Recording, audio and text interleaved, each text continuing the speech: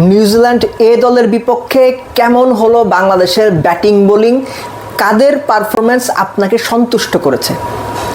সবার আগে একটা ব্যাপার বলি, সেটা হচ্ছে ব্যাটসম্যানদের কাছ থেকে পার্সোনালি আমি আরও একটু বেশি ডমিনেন্ট পারফরমেন্স এক্সপেক্ট করছিলাম। কেন সেটা আমি বলছি, তার আগে বলি সৈয়দ খালেদ আহমেদ। বাংলাদেশ ক্রিকেটে সবসময় এমন কিছু ক্যারেক্টার থাকে যারা নির্বাচকদের কাছে অদৃশ্য, এদের দেখা যায় না, এরা ভূতের মতো ছায়া, চোখে পড়ে না। খালেদ আহমেদ যেভাবে বল করেছেন, যেভাবে 3 উইকেট নিয়েছেন 27 রানে, that was A treat to watch.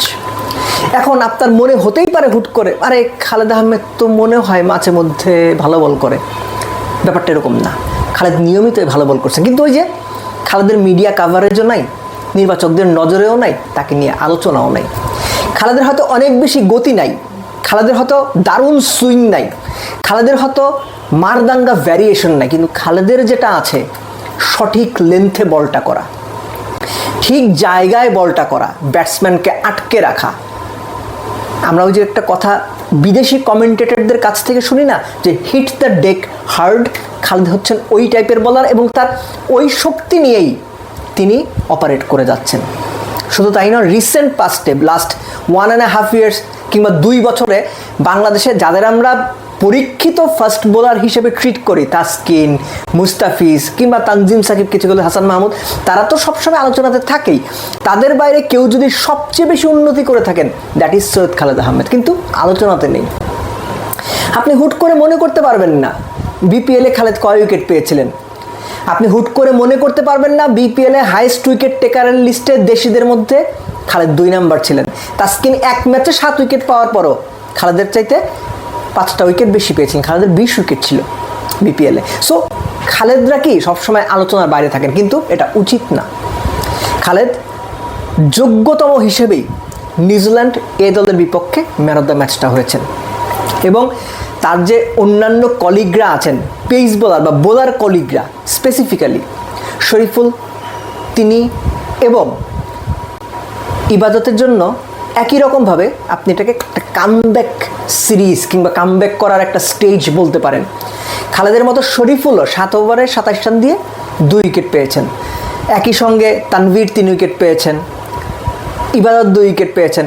তো সব মিলে বাংলাদেশের বোলিং ইউনিট নিউজিল্যান্ড এ দলকে যে ধরনের চ্যালেঞ্জে ফেলার কথা, তার চেয়ে বেশি চ্যালেঞ্জে ফেলছে, যে কারণে তারা 150 করতে পারেনি।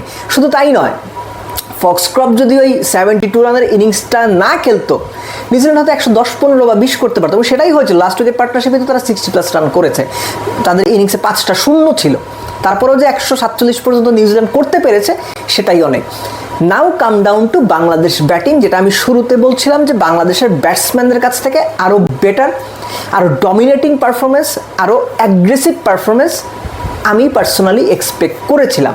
পারভেজ ইমন 12 বলে 24 করে গেছেন, ব্লিস্টারিং ইনিংস তার কাছ থেকে আমরা এক্সপেক্ট করি, তিনি সেটাই খেলেছেন। কিন্তু মাইদুল ইসলাম অঙ্কন কিংবা এনামুল বিজয়দের কাছ থেকে একটা 100 স্ট্রাইক রেটের কারোর কাছ থেকে একটা 70-80 ইনিংস দেখতে চেয়েছিলাম। 27 ওভারে খেলা শেষ না করে যদি 22-23 ওভারে বাংলাদেশ খেলা শেষ করতো, তাহলে তো আরও বেশি খুশি হতাম। কেন?